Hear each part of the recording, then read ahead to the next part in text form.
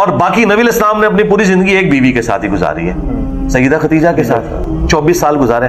وہ فوت ہوئی ہیں تو آخری 7-8 سالوں میں جو آپ کی جوانی کے سال نہیں تھے، وہ اس قبائلی سسٹم میں ان کی ترویج کی خاطر آپ کو یہ کرنا پڑ گیا. باقی آپ علیہ السلام نے کوئی وہ شوق سے وہ شادیاں نہیں کی ہوئی تھی، تو اللہ تعالیٰ نے یعنی ایک دین کے پھیلانے کا ذریعہ ان شادیوں کو بنایا. جو آپ کی شادی ہے نا، اور جو آپ کی ساری اولاد ہے سوائے ایک ابراہیم کے جو ماریہ قبطیہ سے پیدا ہوئے، باقی ساری اولاد نبی علیہ السلام کی، چاروں بیٹیاں بیٹے بھی جو بچپن میں فوت ہوئے، وہ سب حضرت خدیجہ سے تھے. تو اس لیے ان کی مبارک زندگی میں نبی علیہ السلام نے دوسری شادی نہیں کی، 24 سال تک ایک عورت کے ساتھ گزاری. یہ علماء بالکل دھوکہ دے رہے ہیں، چھپا کے انہوں نے شادیاں کی ہوئی ہیں.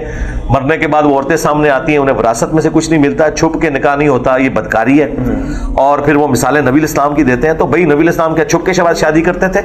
اور دوسری آپ نے شادی ایک کی ہے. آپ علیہ السلام نے اگر یہ کہتے ہیں ہم سنت پہ عمل کر رہے ہیں کثرت ازواج، تو پھر سنت پہ عمل یہ ہے کہ جب تک آپ کی پہلی بیوی زندہ ہے، ہاں تو انہوں مار کے ہی مرے گی ہو، جب تک پہلی بیوی زندہ ہے اس وقت تک آپ کو دوسری شادی نہیں کرنی چاہیے. اس سنت پہ کون عمل کر رہا ہے؟ دوسرا پہلو تو آپ کو بتاتے ہیں، اور حدیثوں کے ترجمے انہوں نے چینج کر دیے ہیں کہ جی ابن عباس کا قول ہے بخاری کے اندر کہ سب سے بہتر تم میں وہ ہے جس کی سب سے زیادہ بیویاں ہوں. نہیں، وہ تو شادی کی ترغیب دلاتے ہوئے کہہ رہے تھے کہ دیکھو تم میں جو سب سے بہتر انسان تھا اس نے شادی کی ہوئی تھی، یعنی نبی علیہ السلام.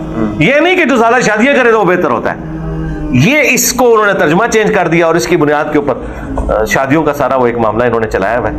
آج بھی میں دیکھ رہا ہوں جتنے کامیاب لوگ ہیں جو دین کا کام کر رہے ہیں، سب کی ایک ایک بیوی ہے. طاہر جمیل صاحب کی ایک بیوی ہے، آمدی صاحب کی ایک بیوی ہے، اور ایون ڈاکٹر ذاکر نائک کی بھی ایک ہی بیوی ہے.